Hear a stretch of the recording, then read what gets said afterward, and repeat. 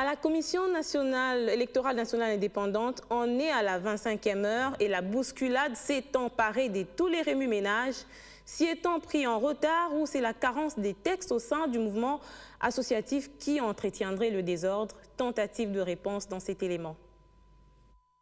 Confusion totale, c'est en résumé ce que l'on peut dire après l'expiration du délai des dépôts des candidatures de membres de la nouvelle CENI.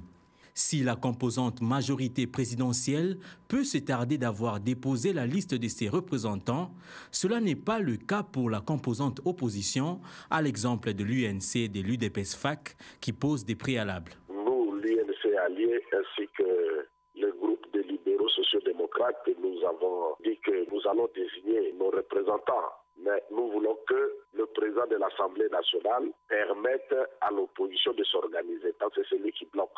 Nous sommes devant ce genre d'échéance. L'opposition doit aller toujours en ordre dispersé parce qu'on ne lui donne pas l'occasion de s'organiser.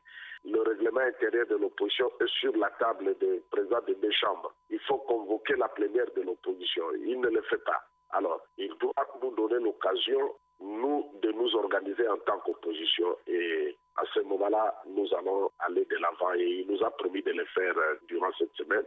Donc les choses vont aller. Nous avons encore quelques jours, le délai n'a pas expiré. Il n'y a pas à craindre de blocage et même dans l'hypothèse où il y aurait blocage, cela ne sera pas le fait des groupes parlementaires parce qu'il n'y a pas de loi supérieure ni de loi inférieure. La situation est encore plus confuse au sein de la société civile vu son caractère pluriel.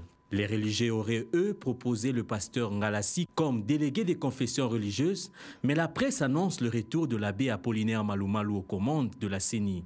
Le PV de cette réunion élective serait déjà devant Aubin Minao. La pire des confusions s'est installée au sein des organisations d'éducation civique et électorale où chacune a déposé au bureau de la représentation nationale la liste de ses prétendants. Il n'était pas facile qu'on arrive à un consensus. Comme on n'est pas arrivé à un consensus, maintenant c'est chaque groupe de la société civile a dû déposer sa liste et ses différents candidats au niveau de la chambre du Parlement. Et maintenant, c'est d'autres tractations qui se passent entre les gens qui sont désignés, qui sont en train de voir des possibilités de travailler. Donc, il est en train de se discuter actuellement. Et je ne saurais pas vous dire, peut-être que d'ici demain, je ferai une idée claire pour vous dire où est-ce que nous en sommes maintenant. Les organisations féminines, elles, semblent faire exception avec la désignation d'Elodie Tamuzinda comme déléguée à la CENI.